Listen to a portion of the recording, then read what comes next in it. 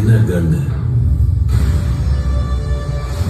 20 வருஷத்துக்கு முன்னால என்ன வேணுமோ இப்பவும் அதுதான் வேணும். இந்த உலகம்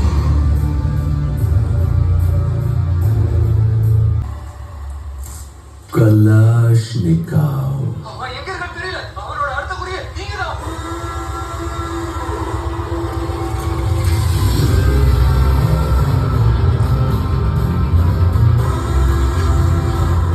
ரத்தத்தில் எழுதுற கதை இது.